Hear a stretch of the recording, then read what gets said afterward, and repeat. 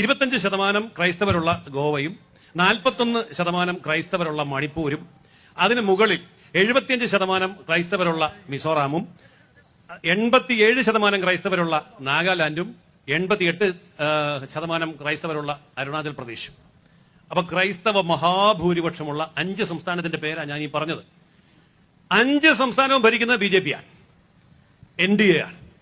മാത്രമല്ല അവിടെ ഒരു തവണ അബദ്ധത്തിൽ പറ്റിയതൊന്നുമല്ല. അപ്പൊ നമുക്കറിയാം, ഗോവ വളരെ ശക്തമായിട്ട് ക്രൈസ്തവ സഭയ്ക്ക് ഇവിടെ അടിത്തറയുണ്ട്. ഇവിടെ ഈ കേരളത്തില് ക്രിസ്ത്യാനികൾ 18% ഉള്ളൂ, പക്ഷെ ഗോവയിൽ 26% ഉണ്ട്. മണിപ്പൂർ വലിയ കോലാഹലം ഉണ്ടാക്കിയ സ്ഥലമാണ് മണിപ്പൂർ. 41% ക്രൈസ്തവരാ ഉള്ളത്. അവിടെ ഈ കലാപത്തിന്റെ ഇടയിലും കലാപത്തിന് ശേഷവും ഒക്കെ അവിടെ അധികാരത്തിൽ വരുന്നത് BJP-യാണ്. അപ്പോൾ ഇന്ത്യയിലെ ക്രൈസ്തവ ഭൂരിപക്ഷമുള്ള 5 സംസ്ഥാനങ്ങളിൽ 5 സംസ്ഥാനവും ഒരു തവണയല്ല, 2 തവണയല്ല, 3 തവണ വരെ തുടർച്ചയായിട്ട് BJP ജയിക്കുന്നു, അധികാരത്തിലിരിക്കുന്നുവെങ്കിൽ അവിടുത്തെ ക്രൈസ്തവർക്ക് ഇല്ലാത്ത എന്ത് പ്രശ്നമാണ് ഇവിടുത്തെ ക്രൈസ്തവർക്ക്? അപ്പോ ആ ക്രൈസ്തവർക്ക് ഈ കാര്യങ്ങളൊക്കെ അനുഭവിക്കാൻ തയ്യാറാണ്. അതേ BJP-യെ തന്നെ വീണ്ടും വീണ്ടും തെരഞ്ഞെടുക്കാനും തയ്യാറാണെങ്കിൽ ഇവിടെ നടക്കുന്ന ഈ പ്രചരണം വ്യാജമല്ലേ എന്ന് കേരളത്തിലെ ക്രൈസ്തവർ ഇന്നിപ്പോ ചിന്തിച്ചു തുടങ്ങിയിട്ടുണ്ട്. കാരണം ഇലക്ഷൻ വരുമ്പോ ആണ് ഈ വാർത്തകൾ വരിക.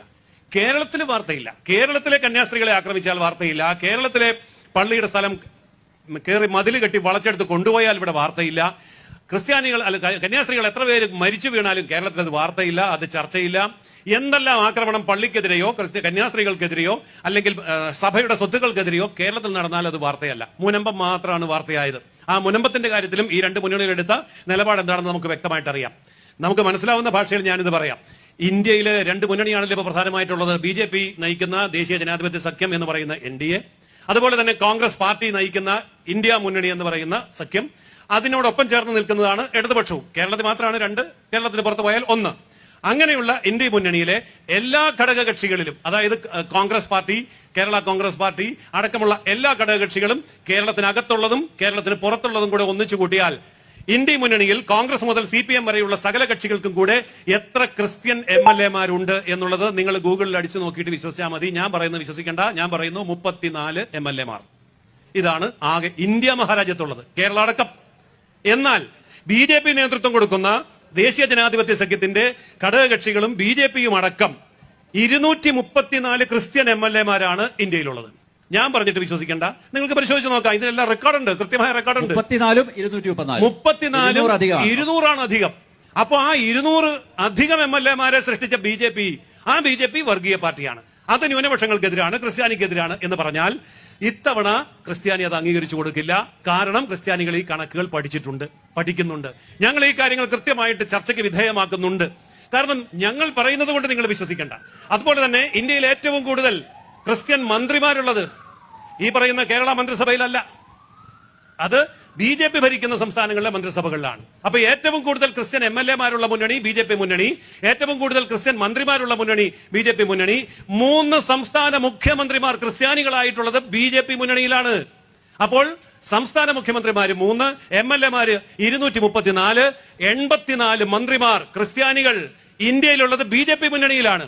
അപ്പോൾ ആ പ്രദേശത്തുള്ള ക്രിസ്ത്യാനികൾക്കൊന്നും ബോധമില്ലേ? അവർക്ക് യാതൊരു ബുദ്ധിയില്ലേ? അവർക്ക് വായിക്കാനും എഴുതാനും അറിയത്തില്ലേ? കേരളത്തിൽ മാത്രം എന്താണ് ഈ പ്രശ്നം എന്നുള്ളത് ഇന്ന് സജീവമായ ചർച്ചാ വിഷയമാണ്. ഇതിന്റെ സത്യാവസ്ഥ മനസ്സിലാക്കുന്ന ഒരു തെരഞ്ഞെടുപ്പായിരിക്കും വരാൻ പോകുന്നത്. അതുകൊണ്ട് താങ്കൾ ചോദിച്ച ഈ ചോദ്യം ഇന്ന് ഇവിടെ സജീവമായ ചർച്ചാ വിഷയം തന്നെയാണ്. ക്രൈസ്തവ സമൂഹത്തില് വളരെ വലിയ മാറ്റം സംഭവിച്ചുകൊണ്ടിരിക്കുകയാണ്. ഇന്നലെ വരെ ഭയപ്പെടുത്തുകയായിരുന്നു. BJP വന്നാൽ അങ്ങനെ സംഭവിക്കും, ഇങ്ങനെ സംഭവിക്കും എന്നൊക്കെ പറഞ്ഞു. ഇത് മുസ്ലിം സമൂഹത്തെയും ഭയപ്പെടുത്തുന്നുണ്ട്. നിങ്ങൾ നോക്കൂ, ഗുജറാത്തില്, അതേപോലെ തന്നെ ബീഹാറില്, മധ്യപ്രദേശില്, UP-യില് മുസ്ലിം ഭൂരിപക്ഷമുള്ള പ്രദേശങ്ങളിൽ 65-74% വരെ മുസ്ലിം ഭൂരിപക്ഷമുള്ള പ്രദേശങ്ങളിൽ BJP-യുടെ ഹിന്ദു സ്ഥാനാർത്ഥികൾ താമര ചിഹ്നത്തിൽ ജയിക്കുന്നുണ്ട്. ഞാൻ നേരിട്ട് പോയി കണ്ടിട്ടുണ്ട്. അപ്പോൾ അതൊക്കെ അവിടെ സംഭവിക്കുന്നു. ക്രിസ്ത്യാനിക്കും പ്രശ്നമില്ല, മുസ്ലിമിനും പ്രശ്നമില്ല. ഇവിടെയാണ് പ്രശ്നം. ഈ പ്രശ്നം ഇടതു വലത് മുന്നണികൾ ഊതി വീർപ്പിച്ചുണ്ടാക്കുന്ന ന്യൂനപക്ഷ ഭൂരിപക്ഷ വിരോധത്തെ കത്തിച്ചു നിർത്തിയിട്ടുണ്ടാക്കുന്ന രാഷ്ട്രീയ ലാഭമാണ്. ആ രാഷ്ട്രീയ ലാഭം അവസാനിക്കാൻ പോകുന്ന തെരഞ്ഞെടുപ്പാണ് ഇപ്പൊ വരാൻ പോകുന്ന തെരഞ്ഞെടുപ്പ്. അതുകൊണ്ട് യഥാർത്ഥ മതേതരത്വം എന്താണ്, യഥാർത്ഥ ജനാധിപത്യം എന്താണെന്നുള്ളത് ഈ തെരഞ്ഞെടുപ്പിന്റെ റിസൾട്ട് വരുമ്പോൾ ഇടതു വലത് മുന്നണികൾക്ക് വളരെ വ്യക്തമായി മനസ്സിലാക്കാൻ പോവുക.